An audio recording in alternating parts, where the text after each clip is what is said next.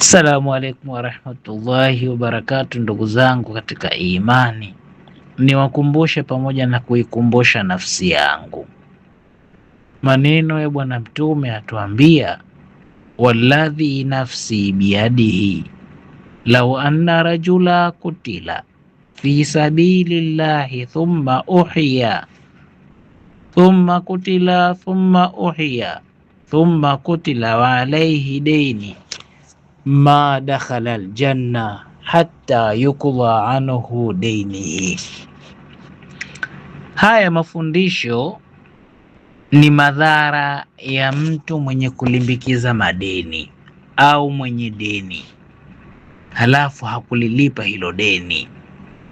Atufundisha Mtume, na hapa kwa yule ambaye nafsi yangu iko mikononi mwake, hapa kwa Mwenyezi Mungu, lao mtu auliwa katika njia ya Mungu, twaambiwa kwamba mtu ukifa katika kuitetea dini moja kwa moja wenda peponi.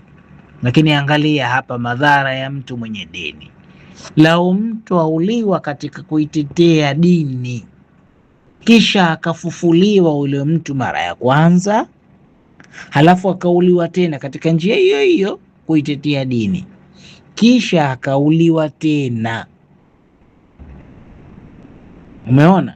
Lakini pana juu yake deni, kauliwa mara tatu, nikafufuliwa, akapigania dini, akauliwa, akafufuliwa, akapigania dini, akauliwa, ni jambo zuri.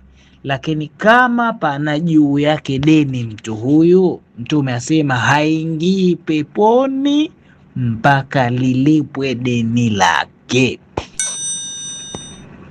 Mtu amali zake alizozitenda hasipandi mbinguni kama una deni, yani ile deni latia kitanzi. Deni ni baya sana sana. Ndugu zangu, niwakumbushe pamoja na kuikumbusha nafsi yangu, ambao tuna madeni, tulipe madeni ya watu.